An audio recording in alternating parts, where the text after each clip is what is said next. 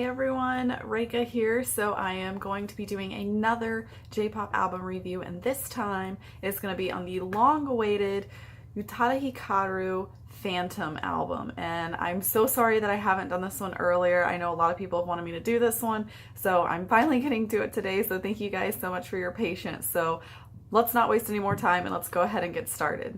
Track 1 is called Michi, which translates to road. And the beginning of the song kind of threw me off a little bit. I was like, okay, this is very simple, but the instrumentations really do start to build in this, and I really actually like this song. It starts off the album in a really positive vibe, and her vocals are beautiful. I mean, she keeps such a beautiful tone. We all know that she has one of the most gorgeous voices out there, and it's just so unique but powerful. And I really like this song and how like it builds up in the chorus. And what this song's basically talking about is kind of like how, you know, it's more of a motivational song of pick yourself up and get back up. But I think there's a lot more of a deeper meaning to it, because with this song, I feel like she's talking about how since her mother's passing, that she is going to be okay, that she's moving on, she's picking herself back up. Right here, I love this part where she's like, da, da, da, da, da, da, da. Like, I feel like she's kind of like talking to herself, like trying to convince herself in a sense. And there is one lyric here that I want to read to you where it says, no matter what I do, no matter who I'm with, this body is together with you. Even on the road I must walk alone, I can hear your voice. It's a lonely road. You are every song. This is the truth. And I feel like she's talking about like even she's not really alone, even though it is kind of a lonely road, because it is really in the end it's still just you, is that she's not alone. She still has her mother with her in her heart and in spirit, but then also she has her husband and her son now. And so, you know, she has the people that she needs in her life, and that while we think it's a lonely road, it's not, because those that love us are always with us. And I do think that that's a beautiful message and a really good song. This song has a good, upbeat, positive vibe, and I really like it. So I thought it was a really great way to start off this whole entire album. Track 2 is Ore no Kanojo, and I love this song so much. I know some people don't like it, but there's a lot more people that do seem to like it. I don't know, I really love the like deep kind of jazz and bluesy kind of vibe she's giving off here, and it's kind of like a sexy, sensual vibe. But the song translates to my girlfriend, and I know that there have been a lot of speculations on this song, and I'm not sure, I didn't read anywhere yet to see if she actually came out to say what she was trying to get across from it. But from what I got from it personally, it's not that she's talking about like her actual like having a physical girlfriend. I feel like from when I was reading it, for me personally, that she was giving the like viewpoint or opinion of an actual man, because you've heard these things too from men before. And so like, let me go here to where we've gotten the translation where it's talking about my girlfriend is quite beautiful and friendly too. She's a smart girl. My girlfriend doesn't meddle with my hobby. Like, it's kind of like a guy describing like, hey, I've got this awesome girl, this is what she does, where they don't want them to be too involved with them, but they still want the benefits from it. But then she switches it to say, while playing your favorite strong woman, I grew tough, but how long will it go on? We're trying to outfox each other, because there are those relationships where they're kind of together just for the fact of they want someone, but they don't want the actual relationship. This is my new kitten, guys. I haven't told you guys. I have a new kitten. Her name is Yuki. She doesn't like to be in the camera, but she is adorable, and just don't mind her if she interrupts. She is a little sweetie. So yeah, I have 2 cats now, Aki and Yuki, and I love them. Anyways, but I feel like the song goes so much deeper into talking about how even though there are those relationships, at the end of the day, there is always someone who is more involved and invested in it. And typically that is the girl, because typically as females, we usually get more emotionally involved into everything. And I feel like this is kind of exploring that realm where they are thinking, you know, with this other male counterpart that, hey, I'm going to outfox you, I'm going to be better and do this better. But then at the end of the day, she really loves him, and she wants to find a way to show him that, to make him want her that same way. And that's kind of what I got from it. So I feel like it's a little bit deeper, but I love the instrumentations in this song, like mixing in like the violins and the cellos here. Like, it is I love when they do stuff like that. But Utada Hikaru always mixes really great instrumentations together, but I really love this. And then how she adds the French in. The second I heard the French, I would like turn to my husband. I was like, what is she saying? But she sounds really good with French. I thought it was like a really good mix from going from the Japanese to the French. Like it wasn't anything that I was like, ugh, like that sounds terrible, or she has horrible pronunciation.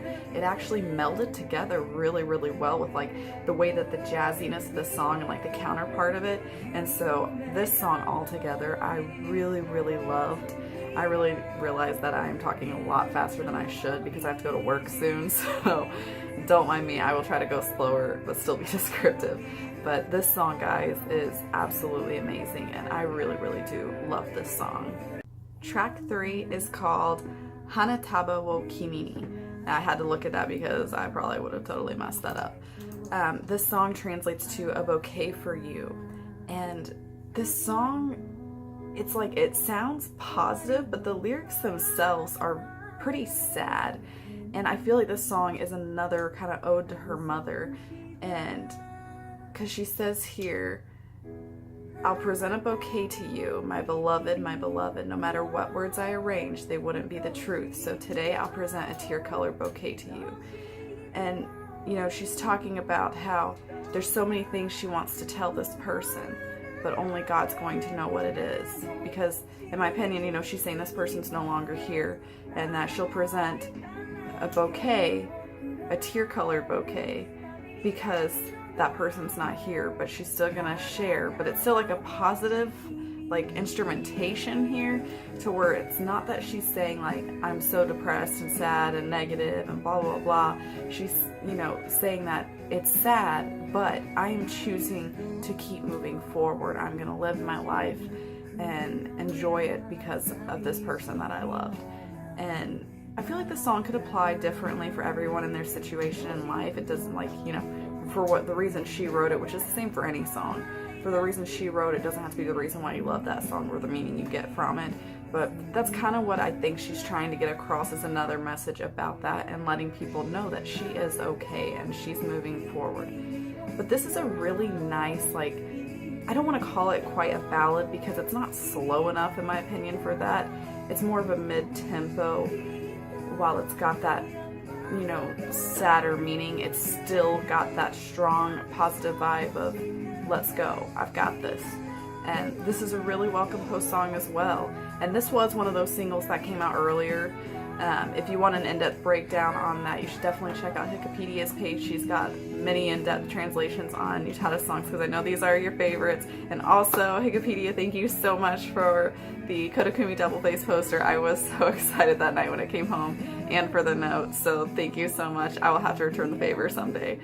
So definitely, guys, check that out though if you are interested and want definitely a more in-depth look at that. Here's my other baby, Aki. He's gotten so much bigger, guys. And they're both getting along just good, just perfectly. Track 3 is called Nijikan Dake no Vacance feat. Shina Ringo. And guys, forgive me for having to read a lot because it's really early in the morning. I literally, my mind cannot comprehend most of the things that I'm saying right now. So forgive me if everything's a little all over the place. This song, it translates to a 2-hour only vacance. Okay, and it starts off very slow, kind of like a blues sound. And at first when I heard this song, I was like, I don't know how I feel about this.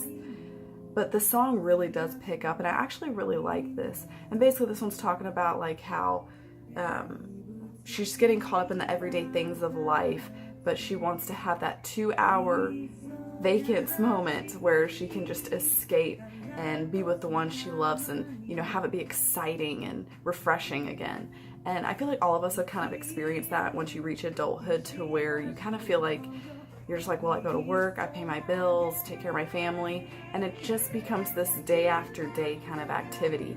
And this song is kind of talking about that, and how for just 2 hours, I want that moment to where I can feel like, you know, when I was super young and I was out there doing things all the time and exploring and being super social, and like, you know, the romance and the secrecy and all those things. And so that's kind of what she's talking about here. But of course she's singing this with Ringo Shina. So, you know, from the translation, it's more of like, you know, a female relationship here. But regardless, the vocals together with the two of them really aren't too bad. There is one part where, I think it's right here when she first starts singing, that her vocals are a little too high pitched for me. She's like, I think right here. She's all right there, but then when she goes to like the higher part at the end, it just gets, I don't know, it's not like a vocal tone that I really like. It's kind of whiny sounding, so I'm not like a huge fan of it right here. But I think it's all right. I think it's a good song. I don't skip past this by any means because I do still enjoy it. But their vocals for the most part do mesh well together. There's just a few parts that I don't really care for. Track 5 is called Ningyo, which translates to mermaid. And this is a very, very gentle, easy melody. And I won't lie, sometimes I do have to skip past this song because it makes me really sleepy. I had a roommate that actually used to play harp, and I had to go to her harp concerts all the time. And oh my gosh, I almost passed out every single one of those. But when they're playing harp for 2 hours, there's not much else I can do. But this song is very beautiful.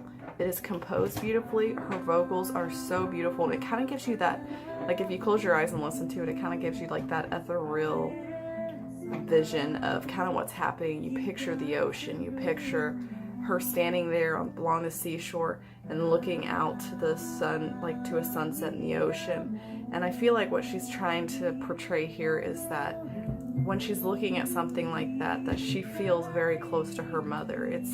It's a beautiful scene, and it makes her feel kind of close to God and to whatever else is out there, and it makes her feel like the spirit of her mother is there. And she's saying, you know, that she saw a mermaid looking out to the ocean, and in a sense I think she's meaning that the mermaid is her mother. But again, I could be totally wrong on all of this, guys, but I'm just saying what my personal opinion is for what I feel.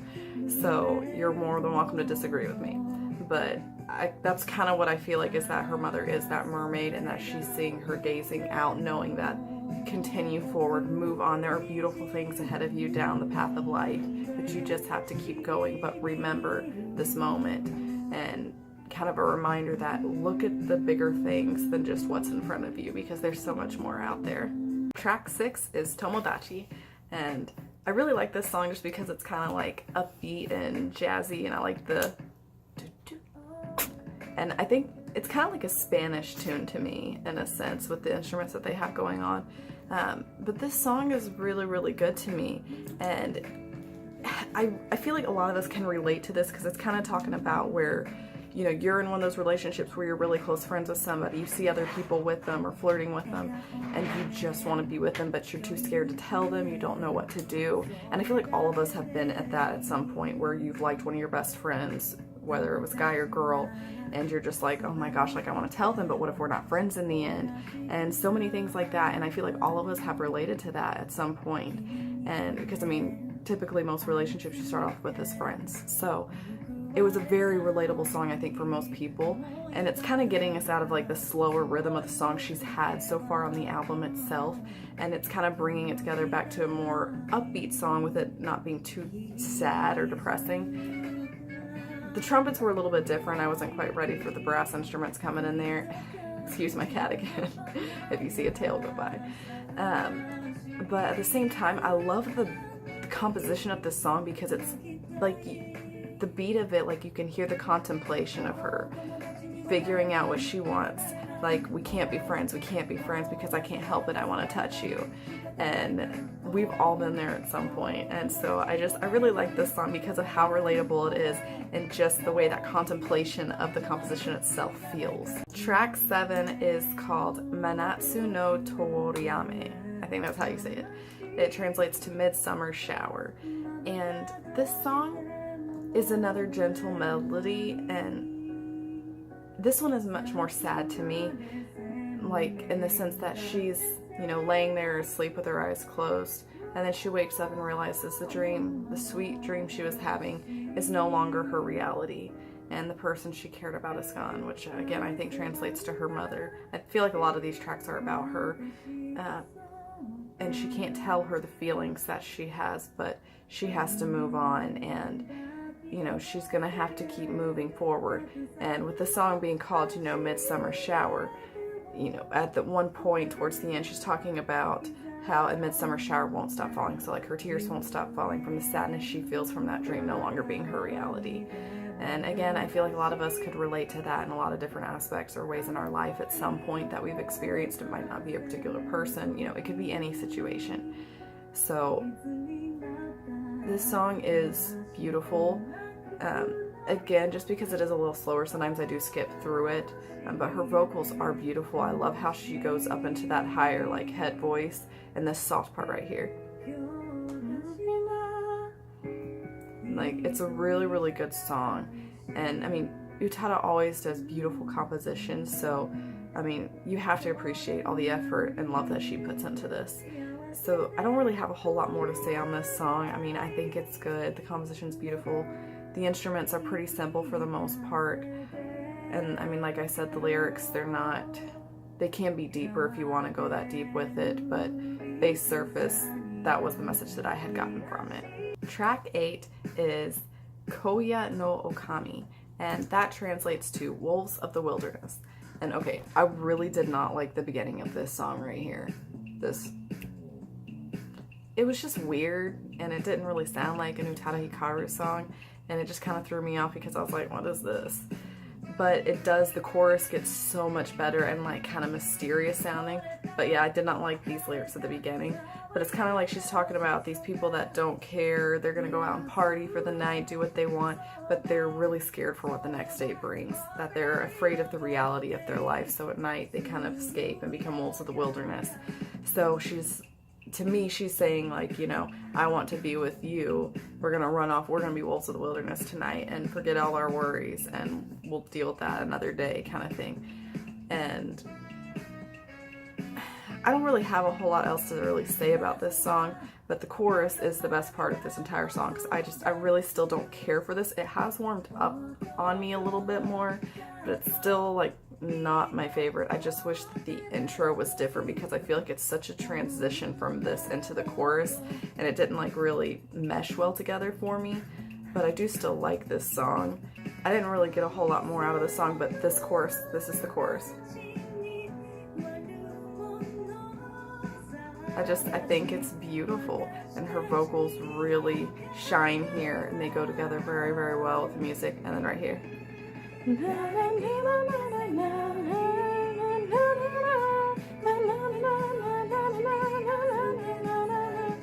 I love the way that chorus is. I love this. So you guys, if you don't like the beginning, at least give it a few more tries because the chorus here is amazing. Track 9 is called Boukyaku, and this translates to forgetfulness, and this song is featuring Ko, and I don't really know a whole lot about him, so I mean, if you know more, great. I honestly did not like this song at first. I had to listen to this one quite a bit to get to the point where I actually enjoyed it more, just because he just kind of overpowers the whole song in my opinion because of how long his rap thing is at the beginning. But this is a very, very deep song that can go in many different directions depending on the type of person that you are. It's kind of talking about all the different things that go on in life and the things that are good and the things that are bad, and especially in the line where Utada comes in and it translates to the path leading to a bright place may not necessarily be bright. Where is the exits? Nothing but entrances. I ran through a deep forest. And it's because sometimes we try to find, you know, doorways to escape our problems and to get away from things, but sometimes it's not an exit. Everything is an entrance, because no matter what path you choose in life, that's going to be an entrance into another state or scenario for where you're going to be at. And I don't know, I found that very beautiful and deep, because a lot of us are always trying to escape or get away from the problems, when really what we need to be focusing on is what can I change to create this new doorway into something new. And it's such a powerful and deep message to me, and I really, really love it. And when you go further down, she says, well, it says here, hot lips, cold hands, let me forget the words, tight jeans, gentle eyes, call me by that nostalgic name. In this vast world, there's an unknown stage. I hate my bag, it just gets in the way. Hard liquor and scary dreams. When I someday die empty-handed would be best. You know, and here, in my opinion, it's kind of talking about, like, you can't take these things with you when you pass away. Don't run away from things. Don't, you know, have your life run by drinking yourself to death and, you know, trying to have all these terrible, like, thinking about all these terrible things. You have to move on and find that new entryway. And there's just so much happening in this song. There's so much more that I could talk to you about, but I don't want to make a 20-minute video just about the song. So this song is very, very deep, and I think you really need to give it a chance. A lot of people get turned away just by Ko's voice, but the composition of this song is very contemplative in the fact of how the lyrics are. And so this song, there's so much appreciation behind it that you really need to just give it a listen and really sit down and think about it yourself. Track 10 is called Jinsei Saiko no Hi, and this translates to the best day of my life. And so we go from all these super deep, kind of darker songs into the suddenly super happy song called The Best Day of My Life. And I mean, it's just her talking about getting ready for a date, that she's really excited and she wants to move on. I really don't have a lot to say about this song because it's very, very simple. But this is a beautiful song. I think it's composed good. It's not my favorite. It's one of my more least favorites just because these super happy songs seem a little bit out of place for me because Utada's always much darker and very deep with her songs. This one's kind of just like happy-go-lucky, but the composition is beautiful, and I do love the chorus when it gets there. So great build-up in this song, and she does great build-ups throughout the entire album. Track 11 is called Sakura Nagashi, and this song is so beautiful, and I really, really love it. It translates to washing away cherry blossoms. And I love the piano melody in this because it really brings a powerful message to you from these lyrics. And I love how it says, if you could see me now, how would you think of this, me living without you? And, you know, I feel, again, this song is about her mother and asking, do you see me? Are you proud of what I've done in my life and how I have lived my life? And then everybody finds love in the end. And, you know, even though you lose people, you still find people that you care about and people that love you. And I think that that's a beautiful message to realize that when you lose someone that's really important, that do not give up, because you will find love again in the end, because our whole world really does revolve around love. And it's hard to go through life without having those people close to you. And so when she says here, if you could hear the healthy newborns cry sounding somewhere in the city you protected today too, I'm sure you would be joyous, the continuance of our footsteps. And in this, I feel she's talking about her son, and that her mother would be so excited to know that her line is continuing, her family is continuing and growing and expanding. And I think that's so beautiful to talk about that. And I can't believe that we can never meet again. I still haven't told you anything. You know, talking about the helplessness she feels in that she wants to tell her mother so much more, but she's run out of time because her mother's no longer here. And I feel like this song is so deep and thoughtful, and you really need to sit down and listen to it, and it helps you to understand how you really need to appreciate the people that are currently in your life.